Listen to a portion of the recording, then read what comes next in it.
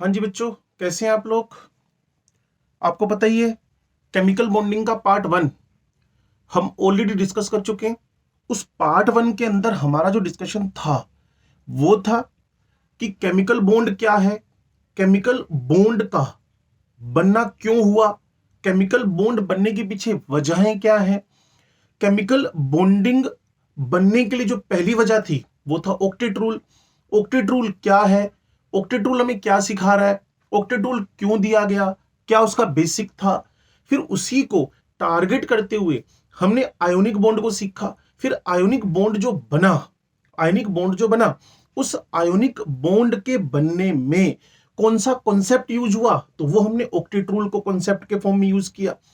अब हमारा जो फोकस है, हमारा जो टारगेट है, वो जा रहा है एनर्जी कंसिडरेशन की तरफ। तो अब हम केमिकल बॉन्ड के आयनिक बॉन्ड को समझने में जो प्रोसेस स्टार्ट कर रहे हैं वो स्टार्ट कर रहे हैं एनर्जी कंसिडरेशन।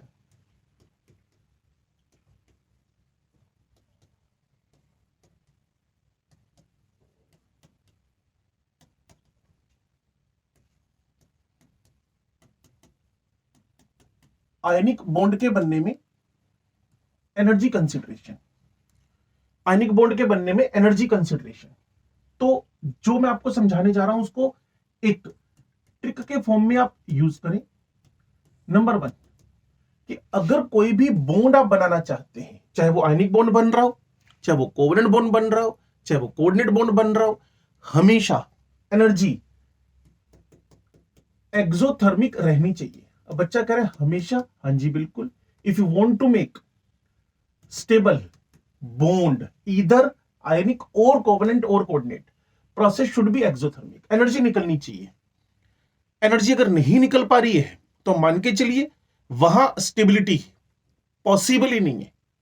जैसा कि मैं आपको ग्रुप नंबर 16 पी ब्लॉक में लेकर चलूं तो वहां ओजोन के बनने में एनर्जी एंडोथर्मिक है, 3O2 से 2O3 बनता है।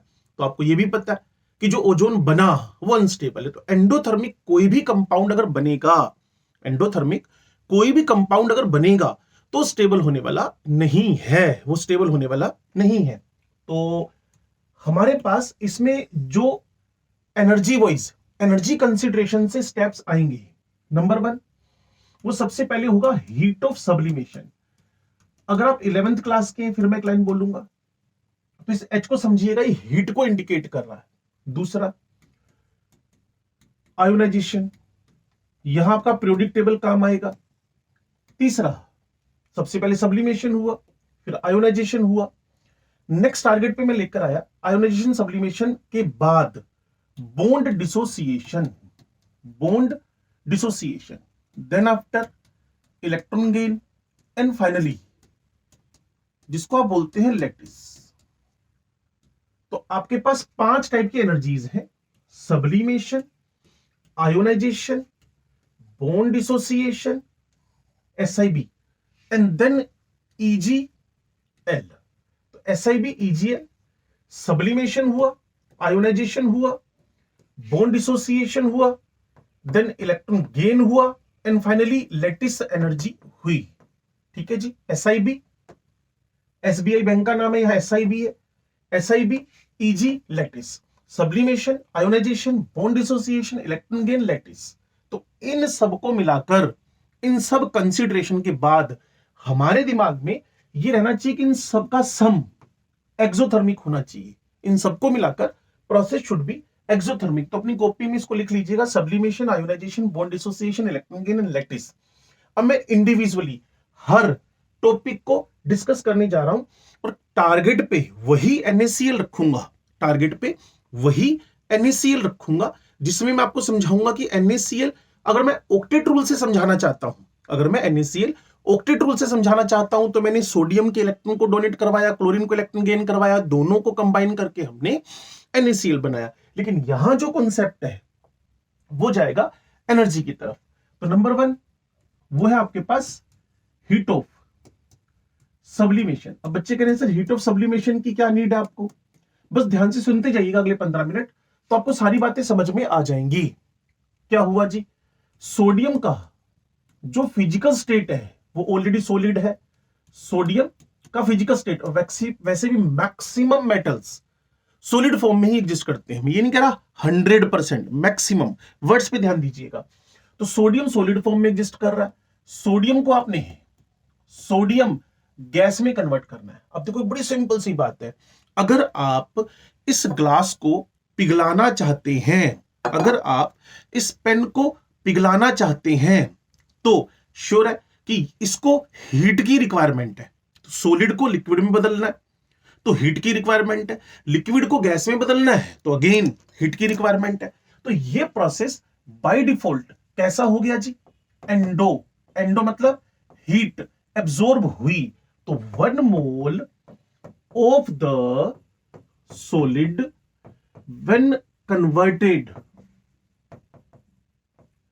converted to its gaseous state,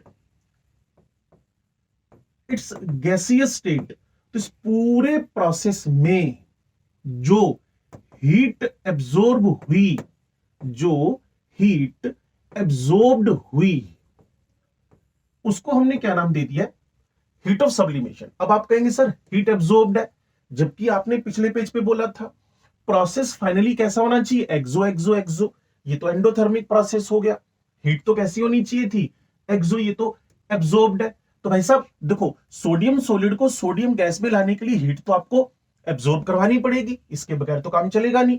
तो अगर आप स्टेबल आयोनिक बॉन्ड बनाना चाहते हैं, स्टेबल आयोनिक बॉन्ड तभी बनेगा अगर हीट ऑफ सब्लिमेशन किसी भी एलिमेंट की, किसी भी गिवन सबस्टेंस की कम है, क्योंकि ये प्रोसेस कैसा है, endothermic.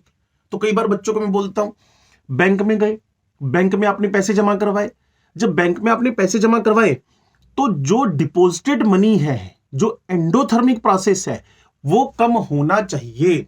Deposited amount should be less, heat absorb should be less. तो अगर पेपर में क्वेश्चन आया favourable factors to make the stable ionic bond, favourable factors to make the stable ionic bond, तो उसका जवाब जो आप लिखेंगे 4 ऑप्शन में से पहला ऑप्शन अगर हो high heat of sublimation, low heat of sublimation, ये answer should be low heat of sublimation. जो हीट का एंडोथर्मिक प्रोसेस है दैट शुड बी लेस। चलिए दूसरे प्रोसेस की तरफ बढ़ते हैं, नंबर 2, उसको बोलते हैं जी heat of ionisation. Ionisation enthalpy, periodic table में आप डेफिनेशन समझते हैं, energy needed, energy absorbed to convert 1 mole of isolated gaseous atom to its ionic form. Energy absorbed to convert the 1 mole, यहां सोडियम था ऑलरेडी आपके पास, कैसा था जी, gas form में पड़ा था, सोडियम ऑलरेडी गैस फॉर्म में पड़ा था। इस सोडियम गैस को आपने सोडियम गैसियस कैटायन में बदला। इस पूरे प्रोसेस में हीट एब्जॉर्ब हुई, क्योंकि किसी का इलेक्ट्रॉन उसकी न्यूक्लियस के अट्रैक्शन के अगेंस्ट आप क्या कर रहे हो, रिमूव कर रहे हो। अगर कोई मेरे हाथ से इस पेन को खींचने की कोशिश करेगा, तो जो भी पेन खींच रहा है आप भी ट्राई करें, तो जो आप पेन खींचेंगे अपनी तरफ तो आपको एनर्जी की रिक्वायरमेंट होगी। तो आप क्या कर रहे हो, सोडियम के जो आउटर मोस्ट शेल में इलेक्ट्रॉन जुड़ा हुआ है उसको इजेक्ट करवाना है। क्या करना है जी, energy absorbed to convert 1 mole of isolated gaseous atom to its ionic form, clear. और जो इलेक्ट्रॉन निकालना है इस पूरे प्रोसेस में, उसमें जो आपको हीट चाहिए, इस पूरे प्रोसेस में जो आपको इलेक्ट्रॉन निकालना है, हीट चाहिए, उसको आपने क्या बोल दिया जी, हीट ऑफ आयोनाइजेशन। तो अगेन ये प्रोसेस कैसा हो गया, एंडोथर्मिक। तो बच्चे कहेंगे सर ये भी एंडोथर्मिक है, तो एंडोथर्मिक की वैल्यू क्या होनी चाहिए, कम होनी चाहिए। एंडोथर्मिक की वैल्यू क्या होनी चाहिए बच्चे, कम होनी चाहिए। बच्चे कहते एग्जाम्पल दो जी। मैंने कहा lithium, sodium, potassium, rubidium, caesium, francium. Francium को भी यहां से काट देते हैं क्योंकि ये रेडियो एक्टिव एलिमेंट है। एस ब्लॉक एलिमेंट्स में इसके बारे में लिखा गया है कि इसकी जो हाफ लाइफ टाइम है ओनली 21 मिनट्स है, ओनली 21 मिनट्स है। एक इंपॉर्टेंट बात, क्या आपने केमिस्ट्री वाले सर ऐप को डाउनलोड किया? नहीं किया तो जल्दी से कर लें, क्योंकि जितना जल्दी उस ऐप को डाउनलोड करेंगे तो बोर्ड से रिलेटेड भी एनसीईआरटी लाइन टू लाइन मैं आपको एक्सप्लेन करूंगा। सॉलिड उड़ गया है, सॉल्यूशन चैप्टर आपको एनसीईआरटी वर्ड टू वर्ड पढ़ाई जाएगी। तो अगर वहां आप कंफर्टेबल जोन में नहीं है, बोर्ड के पेपर भी डिस्कस होंगे 2022-23 तक, जो भी हमारा लास्ट पेपर हुआ था, 2024 में पेपर होने जा रहा है। तो ध्यान से हर बात को सुनिए, समझिए। केमिस्ट्री वाले सर ऐप को डाउनलोड करना बिल्कुल मत भूलें। और वहां डिफरेंट टाइप के कूपन्स अवेलेबल रहते हैं और एक नॉमिनल से रेट पे हर सिलेबस, हर चैप्टर आपको अवेलेबल है फॉर परचेजिंग। इसके अलावा फ्री मटेरियल भी अवेलेबल है, तो उसको भी आप देख सकते हैं। लीजिए, तो lithium, sodium, potassium, rubidium, caesium, francium. तो लिथियम का साइज छोटा है, सोडियम उससे बड़ा है, पोटेशियम और बड़ा है, रुबिडियम और बड़ा है, सीजियम सबसे बड़ा है। तो अगर मुझे इलेक्ट्रॉन इजेक्ट करवाना है तो भाई साहब किसी भी एलिमेंट के छोटा होने के पीछे वजह क्या है? किसी भी एलिमेंट के छोटा होने के पीछे वजह क्या है? मुझे तो एक ही बात समझ में आती है कि अगर कोई एलिमेंट छोटा है तो द सिंगल मोस्ट रीजन कि उसका न्यूक्लियस बड़ा इफेक्टिव है, उसके न्यूक्लियस की इलेक्ट्रॉन पे कैप्चरिंग कमांड, उसका उसका जो फोर्स ऑफ अट्रैक्शन है वो ज्यादा लग रहा है। तो लिथियम छोटा इसीलिए है, ये अपने ग्रुप में एल्कलाइन मेटल्स के अंदर सबसे स्मॉलेस्ट है। तो लिथियम का इलेक्ट्रॉन इजेक्ट करवाने के लिए, लिथियम का इलेक्ट्रॉन इजेक्ट करवाने के लिए इस पूरे ग्रुप के अंदर हाईएस्ट एनर्जी की डिमांड होगी। दैट्स व्हाई मुझे ये मोस्ट एंडोथर्मिक प्रोसेस लगेगा। तो मोस्ट एंडोथर्मिक होने की वजह से, मोस्ट एंडोथर्मिक होने की वजह से कहीं ना कहीं जो लिथियम है वो उतना ज्यादा स्टेबल आयोनिक बॉन्ड बनाने में कैपेबल नहीं है जितना इजीली सोडियम, फिर पोटेशियम, फिर रुबिडियम, फिर सीजियम मिलेगा।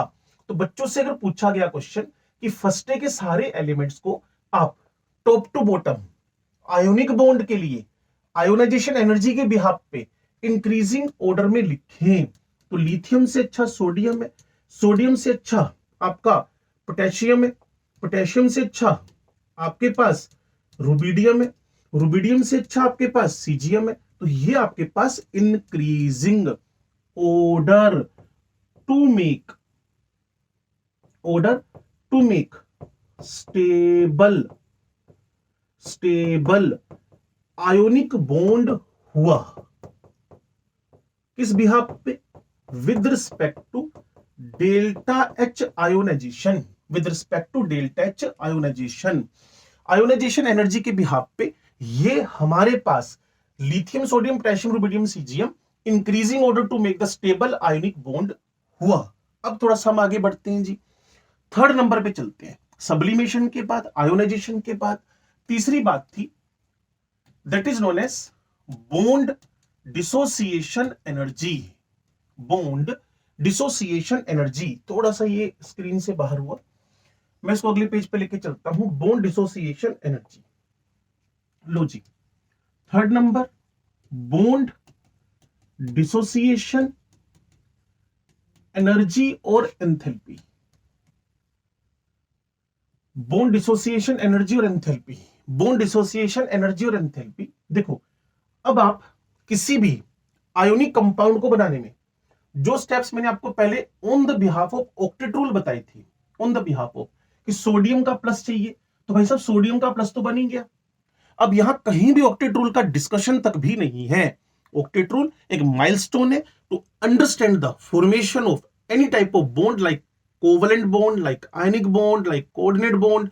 उनको समझने का एक तरीका है, होलसोल नहीं है।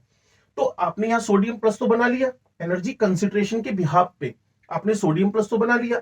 अब आप क्लोराइड बनाने की तरफ जा रहे हैं, तो ओरिजिनली क्लोरीन किस फॉर्म में मिलता है?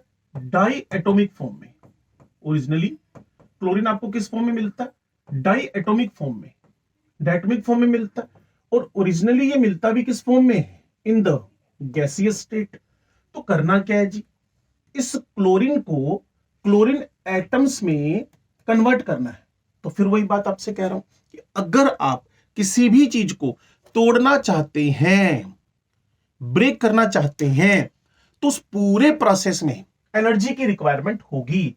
तो again this one is endothermic process. अब बात ये, मुझे तो एक ही क्लोरीन की रिक्वायरमेंट है, तो हाफ मोल क्लोरीन को हम लोग एक एटम में कन्वर्ट कर सकते हैं। तो इसकी डेफिनेशन क्या हुई? एनर्जी रिक्वायर्ड और absorbed to convert 1 mole of the gaseous chlorine or any molecule to its atomic form। क्योंकि सबलाइम करके, अगर यहां सॉलिड होगा तो उसको गैस में सबलाइम करके चेंज करना पड़ेगा। तो energy required to convert the 1 mole of gaseous chlorine molecule to its atomic form का नाम क्या हो गया? Bond dissociation energy. तो बच्चे बोलेंगे sir on the behalf of bond dissociation energy endothermic process है, तो इस बॉन्ड डिसोसिएशन एनर्जी की वैल्यू भी अगर कम होगी तभी आप एक स्टेबल बॉन्ड बना सकते हैं, तभी आप एक स्टेबल बॉन्ड बना सकते हैं। अगर आप मेरे साथ में एक चैप्टर में एंट्री करें, चैप्टर का नाम है पी ब्लॉक का ग्रुप नंबर 17, पी ब्लॉक का ग्रुप नंबर 17। तो वहां एक डिस्कशन होता है आपसे, वो डिस्कशन क्या है जी? वो डिस्कशन है बीडीई का ऑर्डर, किनका?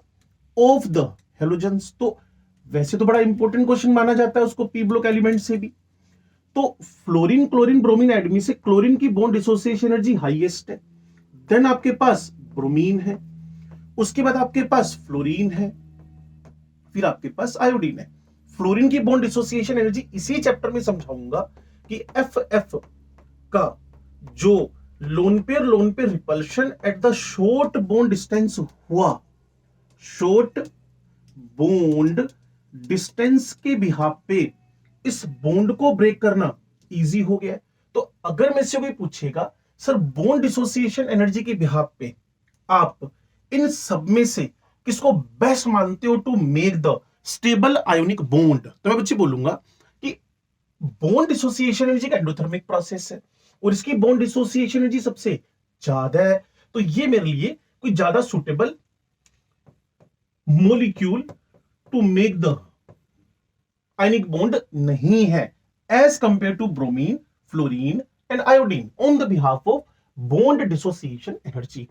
तो अब तक जो आपके प्रोसेस थे वो सारे के सारे ऐसे प्रोसेस थे जिनमें आप क्या कर रहे थे? एनर्जी, जिनमें आप क्या कर रहे थे? Energy absorbed. यहां देखिए एनर्जी एब्जॉर्ब हुई है, यहां देखिए एनर्जी एब्जॉर्ब हुई है। उसके बाद जो अगला प्रोसेस हमारा हुआ वहां भी एनर्जी एब्जॉर्ब हुई है। तो अगर 3 जगहों पे एनर्जी एब्जॉर्ब हो रही है तो स्टार्ट के तीनों फैक्टर कभी भी आयोनिक बॉन्ड के बनने को फेवर करने वाले नहीं है। ना तो पहला फैक्टर ना दूसरा। पहला कौन है? वो है सब्लिमेशन। क्या वो जरूरी है? अगर कोई मेटल आपको ऑलरेडी गैसियस स्टेट में दिखे, जो कि नहीं होता है, तो मैं मान लूंगा कि आपको सब्लिमेशन की नीड नहीं है। तो स्टेप वाइज डिस्कशन है। जब हम एंड में पहुंचेंगे तो जो आयंस हैं all should be in the gaseous state, सारे के सारे आयंस का गैसियस स्टेट में होना मस्ट है। अगर वो गैसियस स्टेट में नहीं है तो आप एक स्टेबल आयनिक बॉन्ड के लिए लैटिस एनर्जी की डेफिनेशन नहीं दे पाएंगे। All should be in gaseous state, ये एनसीईआरटी की भी डेफिनेशन है, एनसीईआरटी की भी डेफिनेशन है। तो अब जो मेरा डिस्कशन चल रहा है वो फोर्थ स्टेप पे मूव कर रहा है। फोर्थ स्टेप क्या है जी आपके पास? वो है इलेक्ट्रॉन गेन एंथैल्पी, जिसको आप इलेक्ट्रॉन एफिनिटी भी बोलते हैं। इलेक्ट्रॉन गेन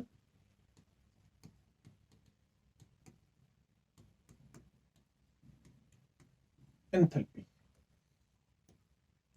तो यहां जैसे कि क्लोरीन हमारा गैसियस स्टेट में चल ही रहा था, जो सोडियम ने इलेक्ट्रॉन लूज किया था उसको एक्सेप्ट करना है, इलेक्ट्रॉन का निकलना ऑक्सीडेशन है, और यहां कौन सा प्रोसेस हो रहा है बच्चे, रिडक्शन। क्या बन गया, क्लोराइड। किस फॉर्म में बन गया, गैसियस स्टेट में। तो इस पूरे प्रोसेस में जो एनर्जी, इसकी जो इलेक्ट्रॉन गेन एंथैल्पी है वो आपके पास 348 किलो जूल पर मोल के आसपास है। तो कुल मिलाकर एनर्जी पहली बार क्या हुई है, रिलीज हुई है। ये प्रोसेस कैसा हो गया, एक्सोथर्मिक प्रोसेस। और मैं आपको पहले से बताकर आ रहा हूं, अगर आप मेरे साथ में ऑक्टेट रूल के बाद से चल रहे हैं, if you want to make stable bond, अगर आप स्टेबल बॉन्ड बनाना चाहते हैं, अगर आप स्टेबल बॉन्ड बनाना चाहते हैं तो प्रोसेस शुड बी एक्सोथर्मिक। तो प्रोसेस कैसा होना चाहिए जी, प्रोसेस शुड बी एक्सोथर्मिक। तो प्रोसेस अगर एक्सोथर्मिक होना चाहिए तो भाई साहब जो अब स्टेप हमारे पास आया है वो एक एक्सोथर्मिक स्टेप है। तो कहीं ना कहीं high negative electron gain enthalpy favour करेगी, किसको फेवर करेगी जी, favours to make the stable ionic bond. Stable ionic bond के बनने को high negative electron gain enthalpy क्या करेगी, फेवर करेगी। High negative electron gain enthalpy क्या करेगी, फेवर करेगी। तो जितना इलेक्ट्रॉन गेन एंथैल्पी नेगेटिव होगा उतना, और वैसे मैं आपको बता दूं, उतना आयनिक बॉन्ड के बनने को फेवर मिलेगा। और एक बात मैं आपको बार बार जो बता रहा हूं उसको ध्यान से सुनिएगा। क्या सुनिएगा, कि इस पूरे पीरियोडिक टेबल में अगर किसी की हाईएस्ट इलेक्ट्रॉन गेन एंथैल्पी है तो वो आपके पास है क्लोरीन एटम। क्लोरीन एटम की electron gain enthalpy highest negative है। तो जितना एनर्जी नेगेटिव, क्यों, अभी बताया था मैंने, अगर आप स्टेबल होना चाहते हैं, 4 घंटे की क्लास लगाने के बाद, 4 घंटे लगातार काम करने के बाद आप फ्लैट होने वाले हो, आपकी एनर्जी लूज हो गई है, आपकी एनर्जी कम हो गई है, आपकी एनर्जी कम होने से आप स्टेबल हो गए हो, नॉन रिएक्टिव हो गए हो, तो यही एटम्स के साथ है। जितना एक्सो उतना स्टेबल, जितना एक्सो उतना स्टेबल। तो यहां जितना एक्सो हुआ उतना स्टेबिलिटी को फेवर मिला। अब एक एग्जांपल मैं और इसके साथ ऐड कर देता हूं, ध्यान से देखिएगा और सुनिएगा। ये हमारे पास ऑक्सीजन हुआ, ये सल्फर हुआ, इसमें इलेक्ट्रॉन ऐड हुआ, इसमें इलेक्ट्रॉन ऐड हुआ। तो यहां जब O माइनस बना, इसकी जो इलेक्ट्रॉन गेन एंथैल्पी है वो -144 किलो जूल पर मोल है। और S से S माइनस बना, यहां जो इलेक्ट्रॉन गेन एंथैल्पी है -200 किलो जूल पर मोल है। ठीक हो गया। तो जितना भी हमारे पास एनर्जी ज्यादा रिलीज होएगा उतना on the behalf of electron gain enthalpy वो आयनिक बॉन्ड बनने को फेवर करेगा, वो आयनिक बॉन्ड बनने को फेवर करेगा। तो कहीं ना कहीं high negative electron gain enthalpy favours the formation of ionic bond. ठीक है जी। चलिए लास्ट एंड फाइनल बात की तरफ बढ़ते हैं। पांचवा एनर्जी कंसीडरेशन जो हमारे पास है उसको बोलते हो डेल्टा एच लैटिस, उसको बोलते हो delta H lattice, delta H lattice. तो जब डेल्टा एच लैटिस की बात हम करें, लैटिस क्या, लैटिस का सीधा सीधा मतलब आप गूगल सर्च करेंगे तो आपको एक वर्ड निकल कर आएगा, नेटवर्क। तो Na plus CL minus, Na plus CL minus, Na plus CL minus, या फिर केटायन एनायन ने मिलकर जो एक नेटवर्क बनाया, जो एक नेटवर्क क्रिएट किया, उसको आपने क्या बोल दिया, डेल्टा एच लैटिस। उसको आपने क्या बोल दिया, डेल्टा एच लैटिस।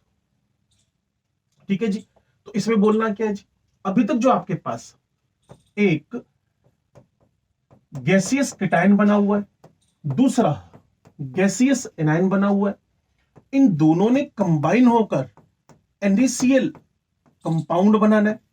और किस स्टेट में बनाना है, इन सॉलिड स्टेट। तो इस पूरे प्रोसेस में जो एनर्जी रिलीज हुई, सर ऐसा क्यों हो रहा है, एनर्जी रिलीज क्यों हो रही है, इस बात को अपने दिमाग में परमानेंटली डाल लो। क्या डाल लो, कि जब भी कोई केटायन जब भी किसी एनायन को, जब भी कोई प्लस, जब भी किसी माइनस को, जब भी कभी कोई अट्रैक्शन की टेंडेंसी होगी, जब भी कभी कोई अट्रैक्शन की टेंडेंसी होगी, तो energy is always release. Sir always बोल सकते हैं? बिल्कुल बोल सकते हो जी।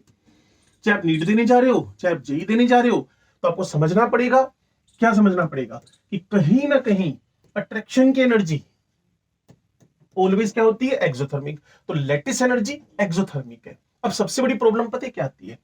लेटिस एनर्जी की एब्सोल्यूट वैल्यू, लेटिस एनर्जी की जो एब्सोल्यूट वैल्यू है, लेटिस एनर्जी की जो एब्सोल्यूट वैल्यू है, वो हम निकाल नहीं पा रहे एब्सोल्यूट वैल्यू। सर ऐसा क्यों?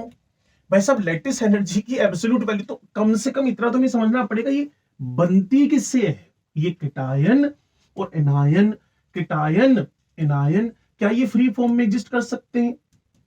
क्या ये फ्री फॉर्म में एग्जिस्ट कर सकते हैं? नहीं कर सकते। जिसका फ्री फॉर्म में एग्जिस्टेंस नहीं हो पा रहा, तो उनसे रिलेटेड, उनसे एसोसिएटेड एनर्जी का एब्सोल्यूट वैल्यू आप कैसे निकाल लोगे?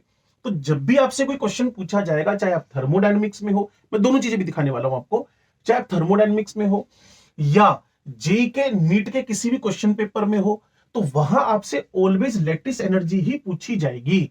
लेटिस एनर्जी क्यों? क्योंकि इसका एब्सोल्यूट वैल्यू हम नहीं निकाल सकते। तो हुआ क्या डेफिनेशन? गैसियस केटायन का गैसियस एनायन से मिलकर जब 1 मोल ऑफ आयोनिक सॉलिड का बनना होएगा, 1 मोल ऑफ आयोनिक सॉलिड का बनना होएगा, 1 मोल ऑफ आयोनिक सॉलिड का बनना होगा, तो जितनी एनर्जी रिलीज हुई है उसका नाम आपने क्या रख दिया? Delta H lattice, delta H lattice. तो high lattice energy, high value of the lattice energy, lattice energy की जितनी वैल्यू बढ़ेगी उतना हम stability of the ionic compound को बढ़ा देंगे, उतना हम stability of the ionic compound को बढ़ा देंगे, उतना हम stability of the ionic compound को बढ़ा देंगे। तो जितना लेटिस एनर्जी बढ़ता जा रहा है उतना स्टेबिलिटी ऑफ आयोनिक कंपाउंड भी बढ़ता जा रहा है। More negative more stability. और बार बार आपके दिमाग में एक बात सेट कर रहा हूं, अगर आप कोई stable ionic bond, stable covalent bond, stable coordinate bond, stable bond, stable compound बनाना चाहते हैं, you should release, you should release, you should release, you should release the energy। जितना एनर्जी कंपाउंड रिलीज करेगा उतनी स्टेबिलिटी बढ़ेगी। तो delta H lattice absolute value calculation नहीं हो सकता। कुल मिलाकर फाइनल डिस्कशन क्या हुआ? Delta H formation equals to the delta H sublimation, delta H ionisation, delta H bond dissociation, delta H electron gain, delta H lattice. इन पांचों का सम, सब्लिमेशन का, आयोनाइजेशन का, बॉन्ड डिसोसिएशन का, इलेक्ट्रॉन गेन का, lattice का sum delta H formation है। और इसका फाइनली एक्सोथर्मिक होना मस्ट है, एक्सोथर्मिक होना मस्ट है। अभी जो इसके बाद मैं आपको क्वेश्चन देने जा रहा हूं उसमें फॉर्मेशन की एंथैल्पी गिवन है, सब्लिमेशन गिवन है, आयोनाइजेशन गिवन है, बॉन्ड डिसोसिएशन गिवन है, डेल्टा चीजी गिवन है और लैटिस एंथैल्पी पूछ रखी है। और वैसे इसको हम जनरल में बोर्न हेबर साइकिल भी बोलते हैं। क्या बोलते हैं जी? Born Haber cycle. कि एक स्टेप में sodium solid, half of chlorine gas मिलकर NaCl सॉलिड का फॉर्मेशन कर रहे हैं, NaCl सॉलिड का फॉर्मेशन कर रहे हैं, NaCl सॉलिड का फॉर्मेशन कर रहे हैं, Na solid, half chlorine gas. अब इसी प्रोसेस को करने में यहां सॉलिड से Na गैस पे पहुंचा, कैसा हुआ जी? एंडोथर्मिक। फिर मैं Na से Na प्लस गैस पे पहुंचा, प्रोसेस कैसा हुआ? एंडोथर्मिक। क्लोरीन के मॉलिक्यूल को ब्रेक किया, प्रोसेस कैसा हुआ? एंडोथर्मिक। यहां से क्लोरीन का एटम बना गैसियस फॉर्म में, इसको हमने क्लोराइड में बदला क्योंकि यहां इलेक्ट्रॉन लूज हुआ था, वही इलेक्ट्रॉन यहाँ गेन हुआ, ये क्लोराइड गैस में बदला। ये प्रोसेस कैसा हुआ? एक्सोथर्मिक। फिर इन दोनों ने आपस में कंबाइन होकर लैटिस का फॉर्मेशन किया, नेटवर्क का फॉर्मेशन किया। ये क्या हो गया? लैटिस। तो काम एक स्टेप में हो रहा हो या वही काम 5 स्टेप में हो रहा हो, प्रोसेस प्रोसीड्स इन 1 स्टेप ओनली और इन द सेवरल स्टेप्स। दो एक प्रोसेस का स्टेप है, उसका जो एंथैल्पी चेंज होगा, उसका जो एंथैल्पी चेंज होगा वो इन 5 स्टेप की एनर्जी के जो चेंज है उनके सम के बराबर होगा। प्रोसेस एक स्टेप में हो, मान लीजिए मुझे x जगह से y जगह पहुंचना है, तो उस x से y पहुंचने में मैं x से a पर गया, x से a से b पर गया, b से c पर गया और फिर मैं फाइनली x से y पे पहुंच गया। उसने कहा नहीं भाई साहब मैं ऐसे नहीं जाऊंगा, मैं तो सीधे सीधे x से y पर जाऊंगा। मैंने कहा जाओ जी। तो एक तो 4 रास्ते यूज किए, x से a से b, फिर फाइनली b से y। एक बंदे ने क्या किया? सीधा x से y पर पहुंच गया। तो एक स्टेप हो या सेवरल स्टेप हो, उनमें जो एंथैल्पी चेंज होगा बराबर होगा। तो इसी को हम लोग बोर्न हेबर साइकिल बोलते हैं, बोर्न हेबर साइकिल बोलते हैं। और ये जो लिखा हुआ है इसको हम लोग थर्मोडायनामिक्स में हेस्लो बोलते हैं, HESS हेस्लो। हेस्लो मतलब प्रोसेस प्रोसीड्स इन 1 स्टेप और इन सेवरल स्टेप। जो एक स्टेप का एंथैल्पी चेंज है वो सेवरल स्टेप्स के एंथैल्पी चेंज के बराबर होगा। दूसरी बात, बोर्न हेबर साइकिल प्रोसेस एक स्टेप में हुआ, सेवरल स्टेप में हुआ, तो एक स्टेप का एंथैल्पी चेंज कई के सम के बराबर हो गया। ये बोर्न हेबर साइकिल है। Sublimation, ionization, bond dissociation, electron gain and finally lattice. और जो न्यूमेरिकल्स आएंगे, क्वेश्चन जुड़ेंगे इस चैप्टर से, वो एंथैल्पी चेंज में लैटिस एनर्जी आपसे पूछी जाएगी। ठीक है जी। तो अगर आपने इसके नोट्स नहीं बनाए तो जल्दी से इसके नोट्स बना लीजिए। Very very important topic. इसके बाद मैं आपको क्वेश्चन करवाने जा रहा हूं जिसमें आपको सीखने को मिलेगा कि वो डिस्कशन में हमसे क्या डिस्कस करता है। पहला वीडियो यूट्यूब पर भी, केमिस्ट्री वाले सर ऐप पर भी जारी हो चुका है, हमने अपलोड कर दिया है। आप उसको देखें और अपने जो भी कमेंट्स हैं वो कमेंट बॉक्स में जाकर दें। तो मैं भी न्यूमेरिकल लेके आ रहा हूं। इस क्वेश्चन को देखो बच्चे, Born Haber cycle for KCl is evaluated with the following data। Delta H formation दिया हुआ है, जैसा कि मैंने आपको बताया था हमारे पिछले वीडियो में। Delta H formation is equal to, ये वैल्यू अंडर स्टैंडर्ड कंडीशन दी हुई है, तो -436 किलो जूल पर मोल है। ठीक हो गया। अब होगा क्या, आपको इसके सामने 436 किलो जूल पर मोल के सामने सब्लिमेशन की हीट लिखनी है के की। तो मैं -436 इज इक्वल टू 89.2, मैंने आपको बताया था ये एंडोथर्मिक प्रोसेस है। ठीक हो गया जी। उसके बाद आपको बताया था आयोनाइजेशन, एक के को आयोनाइज कर रहे हो, 419.0 है, ये भी पर मोल है। फिर आपके पास बोन डिसोसिएशन फॉर क्लोरीन है, लेकिन वो Cl2 है। आपको तो एक Cl बनाना है KCl के लिए, तो क्या करना पड़ेगा जी, प्लस सारी एंडो वाली पहले ऐड कर दो, 243 डिवाइडेड बाय 2, ये भी एंडो, ये भी एंडो, ये भी एंडो। अगर आपने मेरे लेक्चर को सुना पिछले 30-35 मिनट वाले को। अब मुझे इलेक्ट्रॉन गेन की बात करनी है, ये -348.6 है। अब the magnitude of lattice enthalpy of KCl in kilojoule पर मोल, और ये 2021 का क्वेश्चन है, 26 अगस्त, जब 2021 में थोड़ा लेट पेपर चल रहे थे तब। तो इसको मैंने प्लस का साइन दे दिया, यहां डेल्टा एच लैटिस लिख दिया जी। तो इससे मेरे पास क्या होगा, पूरी कैलकुलेशन के बाद डेल्टा एच लैटिस निकलकर आ जाएगा।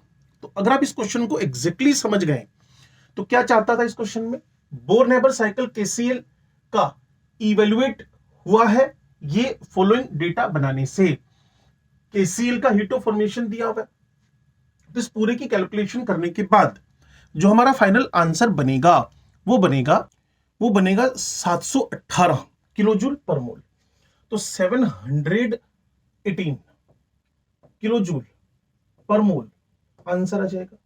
तो अगर आप लेक्चर को ध्यान से सुन रहे हो, नोट्स बना रहे हो, तो मैं चाहता हूं इस क्वेश्चन को आप जरूर अपने नोट्स में इंक्लूड करें, क्योंकि अगर ये क्वेश्चन आपके नोट्स में होएगा तो आपको आइडिया आएगा कि थर्मो में। इसके बाद मैं आपको एनसीईआरटी का क्वेश्चन दिखाऊंगा, जहां एनसीईआरटी ने सेम लेवल पर थर्मोडायनेमिक्स में क्वेश्चन पूछा हुआ है। तो थोड़ा सा हम बात को आगे बढ़ाते हैं, ध्यान से सुनिएगा और समझिएगा। करना क्या है जिसके अंदर हम लोगों ने, इसको एक बार हम डिलीट कर देते हैं, यहां से थोड़ा सा टाइम बचाता हूं मैं आपका। इस क्वेश्चन पे नजर डालिएगा आप। ये आपके पास 2021 का ही है, 25 Feb first shift of 2021। Question क्या है जी? क्वेश्चन आपसे कह रहा है the ionisation enthalpy of Na। तो सीधी सीधी बात, डेल्टा H आयोनाइजेशन जो उसने मेंशन कर रखी है वो 495.8 किलो जूल है। बिल्कुल ठीक हुआ। While the electron gain enthalpy, electron gain enthalpy भी हमारे पास एक प्रोसेस जो एक्सोथर्मिक होता है, निकल ऑलवेज नहीं, यहां एक्सोथर्मिक है, 325 किलो जूल पर मोल हुआ। दो बातें समझ में आ गई। Given the lattice enthalpy of NaBr, तो यहां ये दोनों ऐड होंगे। इसके साथ सब्लिमेशन इसने गायब कर दिया, बॉन्ड एसोसिएशन गायब कर दिया, सीधे सीधे -728.4 किलो जूल पर मोल वाली वैल्यू यहां ऐड कर दी है। इससे होगा क्या, यहां डेल्टा H फॉर्मेशन निकल कर आएगा। तो आयोनाइजेशन, इलेक्ट्रॉन गेन और ये वैल्यूज ने दे रखी है। The energy of the formation of NaBr for the ionic solid, तो इन सब का सम करने के बाद जो वैल्यू आपके पास आएगी वो आपका फाइनल आंसर होने वाला है। तो अप्रोक्सीमेट 5578 के आसपास इसका आंसर आता है। लेकिन क्वेश्चन आसान था तो कोई ज्यादा इसमें दिमाग लगाना नहीं है, बस आप मेरे वीडियो को देखने के बाद नोट्स जरूर बनाएं और इन दोनों क्वेश्चन को आप अपनी कॉपी में उतार लें। 2021 जेईई का और नीट वालों को भी मैं बार बार कहना चाहूंगा, इन क्वेश्चन को अवॉइड मत करें, थर्मो में मिलेंगे नहीं तो यहां मिलेंगे, जरूर देखें। बस 5 एनर्जीज के सम की जगह 3 एनर्जीज, आयोनाइजेशन, इलेक्ट्रॉन गेन और एक उसने क्या दे दिया, लेटिस, इन तीनों को जोड़कर चौथा फॉर्मेशन आपका बन जाएगा। ठीक है जी, तो अब आगे बढ़ते हैं जी। इसके बाद हम लोग, तो आइडिया आपके दिमाग में आ गया होगा कि डेल्टा H फॉर्मेशन पिछले 2 क्वेश्चन देखकर, डेल्टा H फॉर्मेशन एक क्वेश्चन में गिवन था, दूसरे में सब्लिमेशन आयोनाइजेशन, उसके फर्दर पार्ट में फॉर्मेशन गिवन था, सब्लिमेशन गिवन था, आयोनाइजेशन गिवन था, बॉन्ड एसोसिएशन गिवन था, इलेक्ट्रॉन गेन गिवन था, डेल्टा H लेटिस निकालना था। दूसरी बात, एक जगह फॉर्मेशन निकालना है, सब्लिमेशन मिस कर दिया उसने, आयोनाइजेशन गिवन है, BD मिस कर दिया, इलेक्ट्रॉन गेन और लेटिस से हमारा तीनों से काम बना और फॉर्मेशन हमें निकालना था। तो कुल मिलाकर अगर आप थर्मोडायनेमिक्स में भी जाते हैं एनसीईआरटी के 20 नंबर पेज पर, थर्मोडायनेमिक्स का जो 20th पेज ऑफ थर्मोडायनेमिक्स है, उसमें आपको लैटिस एनर्जी का डिस्कशन किया मिलेगा, आप उसको रीड कर सकते हैं। क्लियर? तो थोड़ा सा पढ़ें जरूर। अब हमारा टास्क चलता है जी कोवलेंट बॉन्ड की तरफ। अब हम चलने जा रहे हैं कोवलेंट बॉन्ड की तरफ। चलो डिस्कशन शुरू करें। Covalent bond,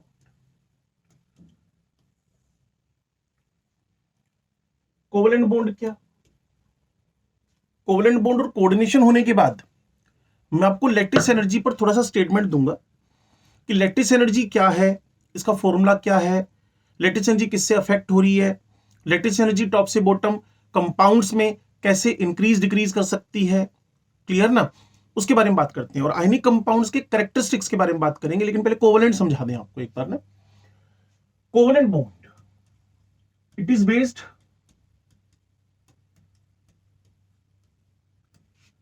on the sharing of electrons। और ये शेयरिंग कैसी है जी? ये शेयरिंग है म्यूचुअल शेयरिंग,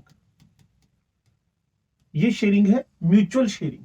नंबर 2 एग्जांपल दो, उसके लिए आपको अनपेयर्ड इलेक्ट्रॉन्स के बारे में पता होना मस्ट है। जैसे कि मैं हाइड्रोजन मॉलिक्यूल की बात करूं, hydrogen molecule is made by the 2 hydrogen atoms.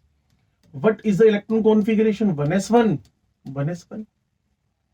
Electron configuration 1s1. इसके आउटर मोस्ट जो कि एक ही है 1s1, एक एक यूपी पड़ा हुआ है. तो शेयरिंग का कॉन्सेप्ट है. अगर आउटर मोस्ट में हम अनपेयर्ड इलेक्ट्रॉन ऑब्जर्व कर पा रहे हैं, अगर हम अनपेयर्ड इलेक्ट्रॉन्स आउटर मोस्ट में ऑब्जर्व कर पा रहे हैं, तो जरूरी है हमें यह जानना कि वहां कोवेलेंट बॉन्ड बनेगा. कोवेलेंट बॉन्ड बनेगा मतलब कि शेयरिंग ऑफ इलेक्ट्रॉन्स हुआ. कोवेलेंट बॉन्ड का मतलब ही क्या होता है? Sharing of electrons. तो हाइड्रोजन का जो स्फेरिकल शेप है सर, ये हमें कैसे पता चलेगा? उसके लिए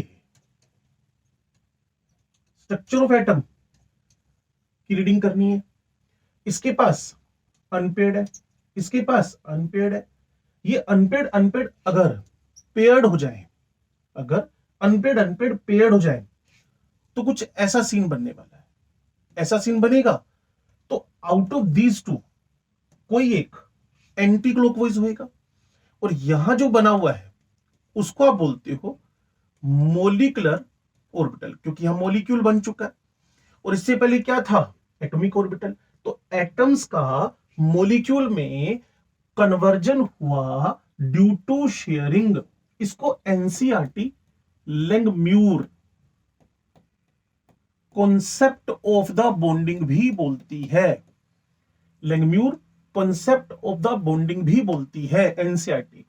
ये किस पर बेस्ड है जी? शेयरिंग ऑफ इलेक्ट्रॉन्स पर, म्यूचुअल शेयरिंग पर बेस्ड है. अनपेयर्ड इलेक्ट्रॉन का होना मस्ट है.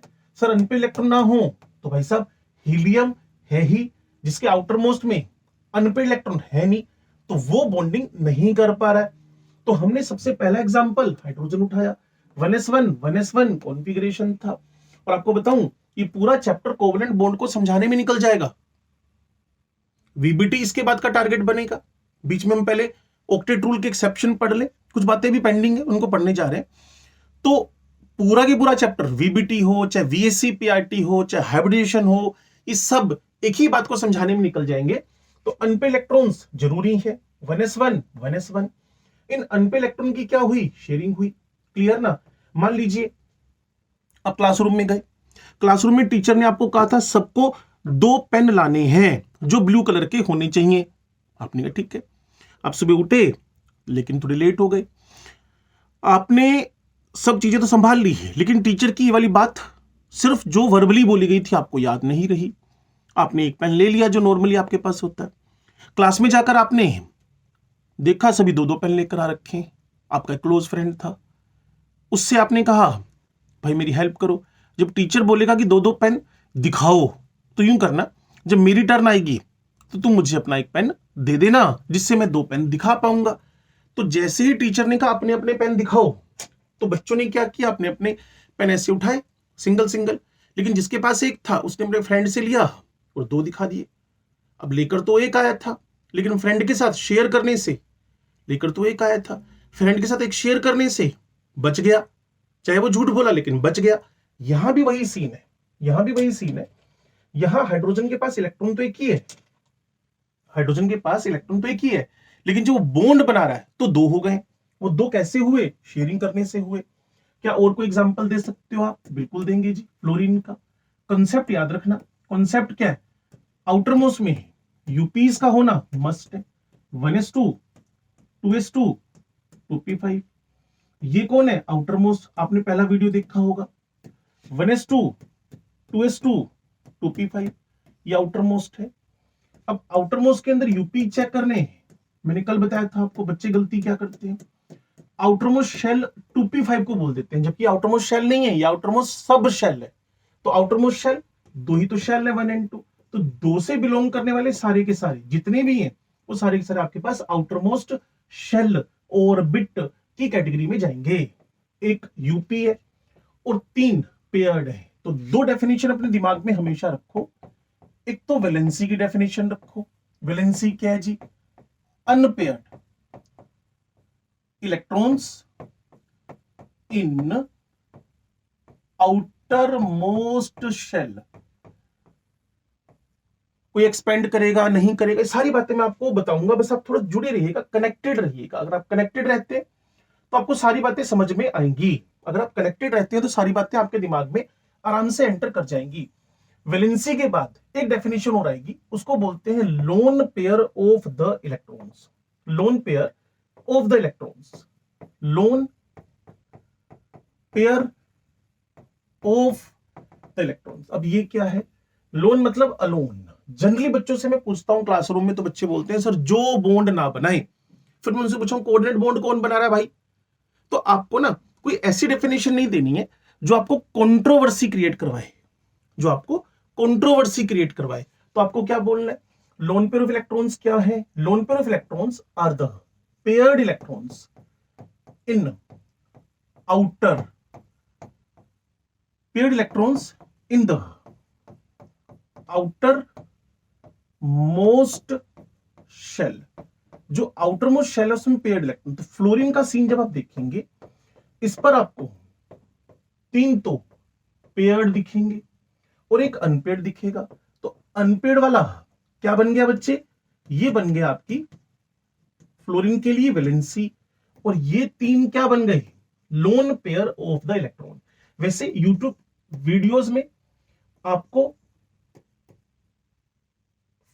इलेक्ट्रॉन कॉन्फ़िगरेशन का वीडियो भी मिल जाएगा, जिसमें मैंने हाइड्रोजन से लेकर जिंक तक सबके इलेक्ट्रॉन कॉन्फ़िगरेशन सिखा रखे हैं। तो कनेक्टेड रहिएगा। अगर ये सब बातें सीखना चाहते हैं तो केमिस्ट्री वाले सर इस केमिस्ट्री की फील्ड में पूरा धमाल मचाने वाले हैं, तो कनेक्टेड रहें। आपको सब सीखने को मिलेगा, एक एक बात सीखने को मिलेगी, बस थोड़ा सा ऑनेस्ट रहकर जुड़े रहिएगा।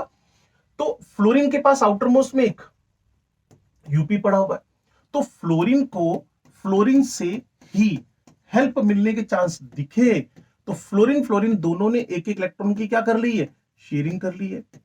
एक एक इलेक्ट्रॉन की क्या कर ली? शेयरिंग। पिछले केस में हाइड्रोजन का यहां डुप्लेट कंप्लीट हुआ था, हाइड्रोजन का यहां डुप्लेट कंप्लीट हुआ। सर डुप्लेट क्या होता है? डुप्लेट मतलब 2 इलेक्ट्रॉन्स जो हीलियम को टारगेट करके लिखा गया।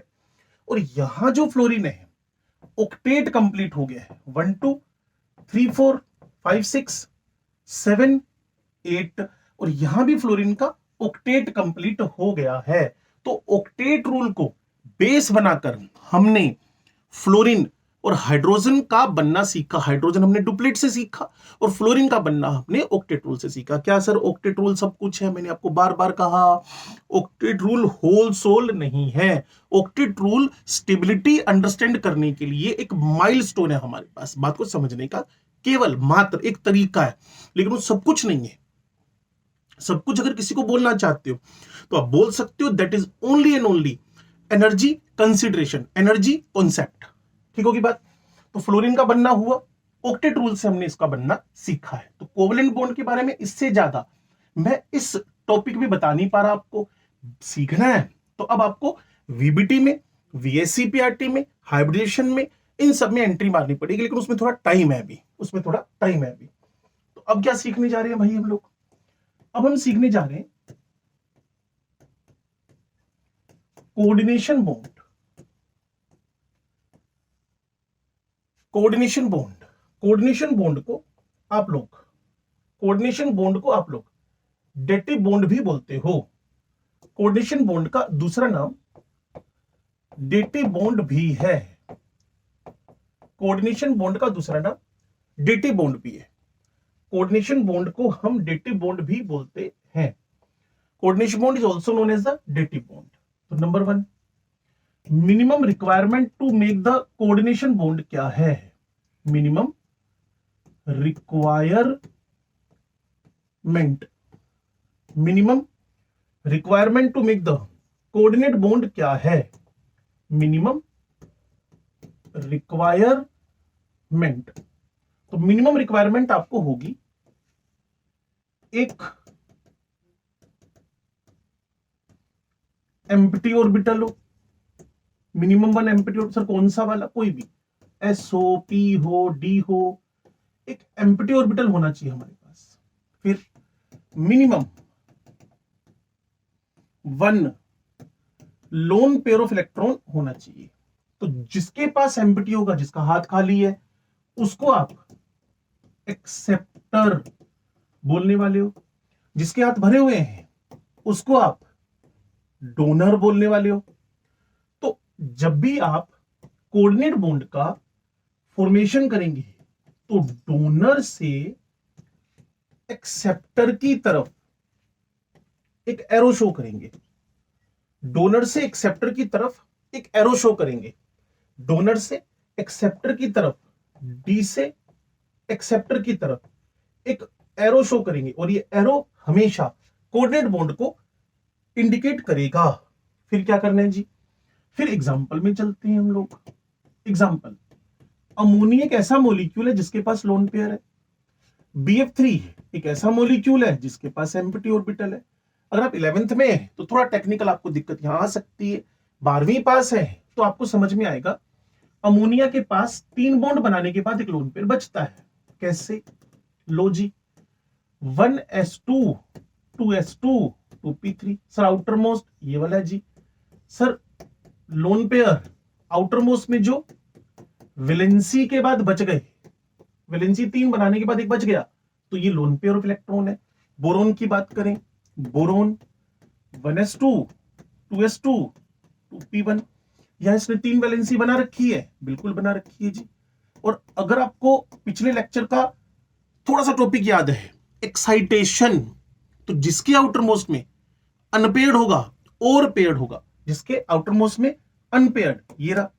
और एम्प्टी, वर्डिंग थोड़ी चेंज है, एम्प्टी अगर किसी को एक्साइटेड स्टेट में लेकर जाना है तो one should be paired paired paired, और सेकंड उसके पास क्या होना चाहिए, एम्प्टी।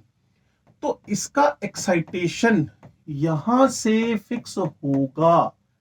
ये कितने इलेक्ट्रॉन थे, 2, कहां पड़े थे, ग्राउंड स्टेट में। क्या ये पेयर्ड है, हां जी पेयर्ड है।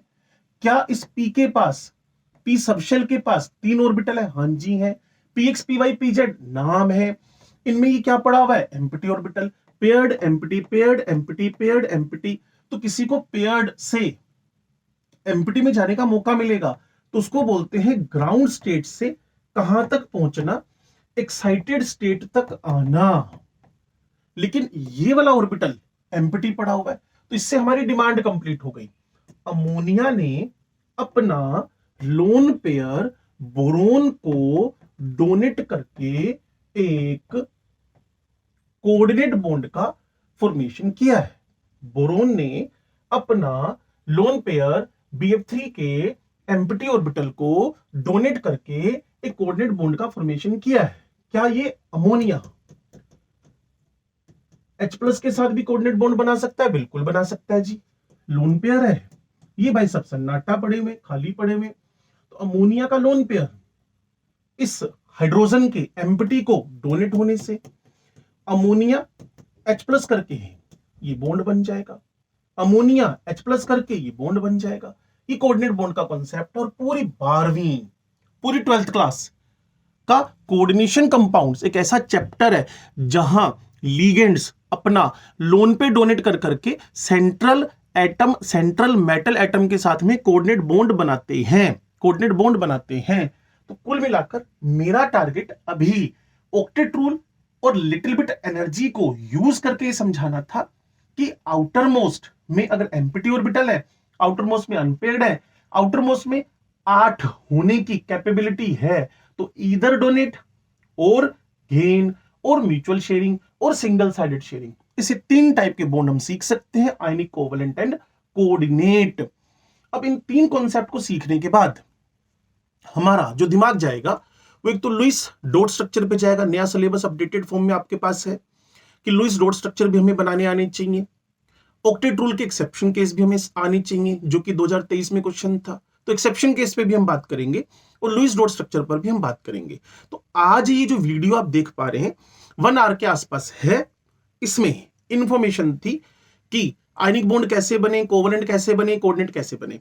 अब जो अगला वीडियो है उसमें लुईस डॉट स्ट्रक्चर रहेंगे, उसमें आयनिक और कोवलेंट के बीच में डिफरेंशिएशन रहेगा, उसमें वैलेंसी क्या है, एक्साइटेड वैलेंसी, एक्सपेंडेड वैलेंसी क्या है, इस पे डिस्कशन रहेगा। तो ट्यून रहिएगा केमिस्ट्री वाले सर के साथ। दिवाली के दिन चल रहे हैं, एंजॉय करें, लेकिन वीडियो देखें, पढ़ाई करें, नोट्स जरूर बनाएं। मैं रिलेवेंट क्वेश्चन साथ साथ में ऐड करता रहूंगा जिससे आप बातों को समझते रहें। Thank you.